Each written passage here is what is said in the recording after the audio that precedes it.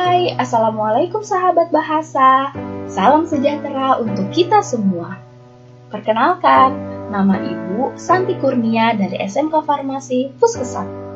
Ibu adalah guru bahasa Indonesia. Wah, apa kabar nih sahabat bahasa? Semoga semuanya pada sehat ya. Amin. Tetap semangat belajar di rumah. Pada kesempatan kali ini, kita akan belajar tentang teks eksposisi. Adapun tujuan pembelajaran kita yang pertama, menganalisis struktur teks eksposisi. Yang kedua, menganalisis kaidah kebahasaan teks eksposisi.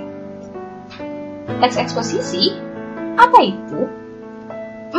Sebelum kita membahas apa itu teks eksposisi, sahabat bahasa tadi sudah memperhatikan gambar di intro video ini kan? Yap, betul. Gambar-gambar tersebut adalah potongan-potongan berita di koran dan informasi di buku ensiklopedia. Dan berita-berita tersebut merupakan contoh dari teks eksposisi. Jadi, teks eksposisi merupakan suatu teks yang menguraikan suatu objek dengan tujuan memperluas pandangan atau pengetahuan pembaca. Sedangkan ciri-ciri teks eksposisi terdiri atas 4 macam. Yang pertama, menjelaskan tentang suatu hal. Yang kedua, gaya tulisan bersifat informatif.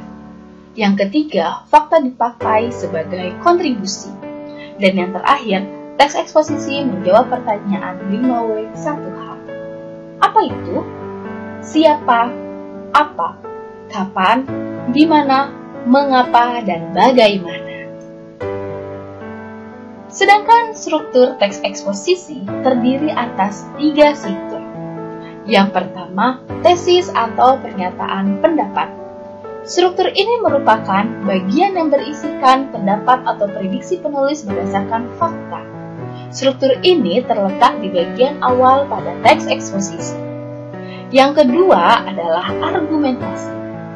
Struktur ini merupakan alasan penulis yang berisikan fakta-fakta yang dapat mendukung pendapat penulis.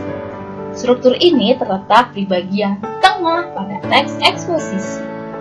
Dan yang terakhir adalah rekomendasi atau penegasan ulang.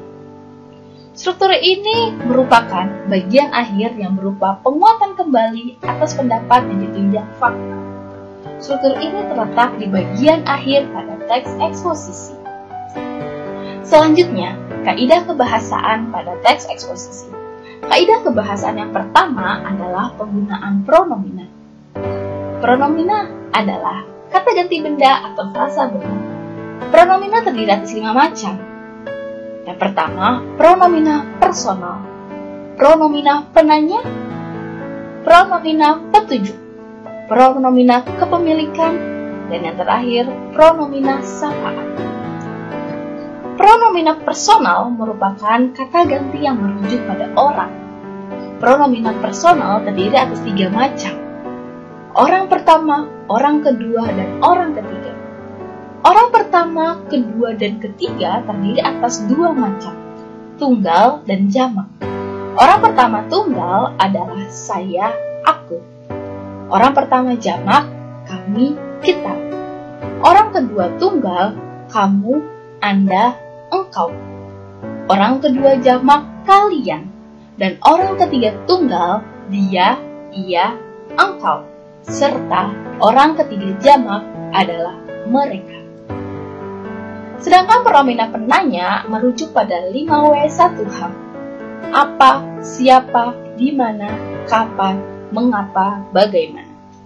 Pronomina petunjuk merujuk pada tunjuk. Ini, itu, sana, sini, begini, begitu. Pronomina kepemilikan. Ku, mu, nya. Dan yang terakhir adalah pronomina sapaan. Bapak, ibu, saudara, tua, Anda, dan lain-lain yang merupakan kata ganti sapaan. Kaidah kebahasaan teks eksposisi yang kedua adalah penggunaan konjungsi. Konjungsi atau kata hubung digunakan untuk menghubungkan fakta-fakta yang disajikan menjadi runtut. Konjungsi dapat sesuai dengan konjungsi pada kalimat kompleks koordinatif dan konjungsi pada kalimat kompleks subordinatif. Yang ketiga adalah argumen satu sisi. Kaidah kebahasaan ini berisi argumen atau pendapat yang terdiri atas sisi pendukung atau pro dan sisi penolak atau kontra. Yang keempat, menggunakan kata-kata leksikal verba, adjektiva, dan adverbia. Makna leksikal, apa itu? Makna leksikal merupakan makna asli suatu kata atau makna yang sesuai dengan Kamus Besar Bahasa Indonesia. Contohnya pada kata serius. Kata serius berjenis kata adjektiva yang memiliki makna leksikal atau makna kamus sungguh-sungguh. Kaidah kebahasaan yang kelima, penggunaan kata berafiksasi atau imbuhan. Afiksasi terdiri atas 4 macam. Yang pertama, prefiks atau awalan, sufiks atau akhiran, konfiks atau gabungan, dan infiks atau sisipan. Selain itu, penggunaan afiksasi mengakibatkan 2 perubahan. Yang pertama, perubahan makna. Yang sebelumnya makna leksikal berubah menjadi makna gramatikal. Dan yang kedua, perubahan kelasan. Pada contoh kata main. Kata main merupakan kelas kata verba yang memiliki makna leksikal atau makna kamus berupa aktivitas untuk menyenangkan hati. Kemudian kata main mendapatkan sufiks an, berubah menjadi kata mainan. Maka perubahan juga terjadi pada kelas kata menjadi kelas kata nominal. Dan perubahan makna menjadi makna gramatikal yang berupa alat atau benda untuk main. Kaidah kebahasaan yang keenam adalah penggunaan kalimat verba. Kalimat verba terdiri atas 2 macam. Kalimat verba transitif yang merupakan kalimat berobjek dan kalimat verba intransitif yang merupakan kalimat tiada berobjek. Kalimat verba transitif terdiri atas 2 macam, transitif aktif dan transitif pasif.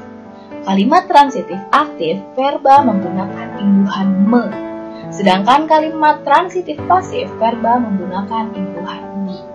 Begitupun pada kalimat verba intransitif terdiri atas aktif dan pasif. Kalimat verba intransitif aktif verba menggunakan imbuhan ber, sedangkan kalimat intransitif pasif verba menggunakan imbuhan ter. Demikian belajar kita pada hari ini. Terima kasih, sampai bertemu kembali. Dah.